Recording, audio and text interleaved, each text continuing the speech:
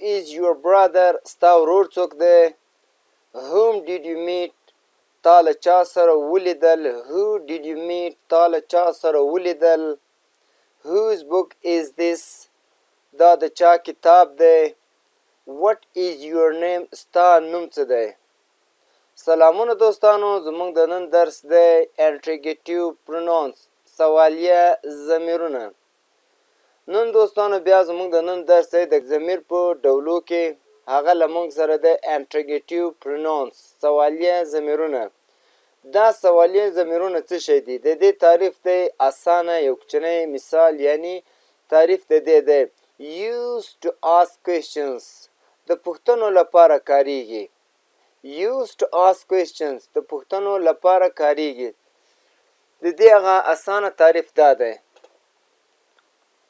لکه دوستانو who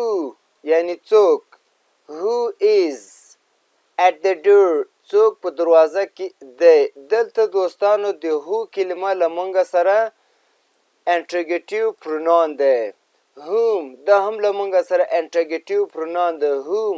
چاته یا څوک who did you meet تا له چا سره ولیدل who did you meet تا له چا سره ولیدل whose د چا یو څه چې د چا وي لکه whose book is this whose book is this دا د چا کتاب دی دلته دوستانو د who کلمه له موږ سره interrogative pronoun دی interrogative pronoun which کوم which color do you like which color do you like ته کوم رنګ خوښوې همدلته دوستانو د which کلمه له موږ سره interrogative pronoun دی یوه پوښتنه له چا څخه کوو what څه شی what is your name ستا نوم څه شی دی what هم دوستانو له موږ سره interrogative pronoun دی نو دوستانو دا و زموږ د نن ورځې درس که چیرې داسې وي تاسو موږ چینل کې نوي یاست چینل د سره لایک سبسکرایب او شیر کړئ